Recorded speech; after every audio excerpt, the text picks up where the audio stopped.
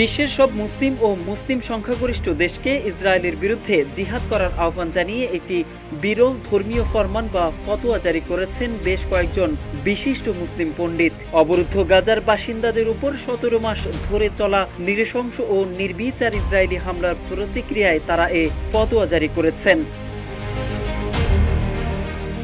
ইউসুফ আল কারজাভির নেতৃত্বে গঠিত international union of Muslims স্কলার্সের মহাসচিব আলী আল কারদাগি সব মুসলিম দেশকে এই গণহত্যা এবং ব্যাপক ধ্বংসযজ্ঞ বন্ধে অবিলম্বে সামরিক, অর্থনৈতিক ও রাজনৈতিকভাবে হস্তক্ষেপ করার আহ্বান জানিয়েছেন। কারদাগি মধ্যপ্রাচ্যের সবচেয়ে সম্মানিত ধর্মীয় নেতাদের একজন। তার জারিকৃত ফরমান বা ফতোয়াসমূহ বিশ্বের ১৭০ কোটি সুন্নি মুসলমানদের কাছে উল্লেখযোগ্য গুরুত্ব বহন করে।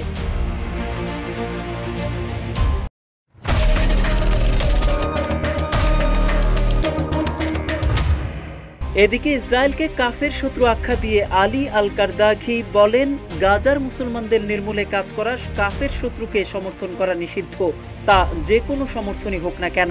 তিনি আরো বলেন, এদের কাছে অস্ত্র বিক্রি করা অথবা জল, স্থল বা আকাশপথে সুয়েজ খাল, বাব এল মানদেব ও হরমুজ প্রণালীর মতো আন্তর্জাতিক জলসীমা বা বন্দরের মাধ্যমে তাদের পরিবহনকে সহায়তা করা নিষিদ্ধ। প্রভাবশালী ধর্মীয় নেতা কারদাগি বলেন, গাজায় আমাদের ভাইদের সহায়তার লক্ষ্যে দখলদার শত্রুদের স্থল, আকাশ ও সমুদ্র পথে অবরুদ্ধ করার দাবি জানিয়ে কমিটি অর্থাৎ IUMS একটি ফতোয়া জারি করেছে। এদিকে কারদাঘির বিবৃতির প্রতি অন্য আরও ১৪ জন মুসলিম পণ্ডিত সমর্থন জানিয়েছেন।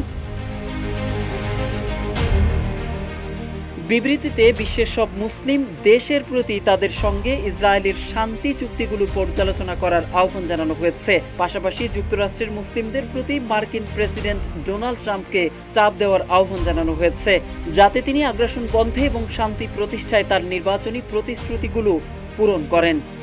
মোহাম্মদ সাইফুল ইসলাম, ইত্তেফাক।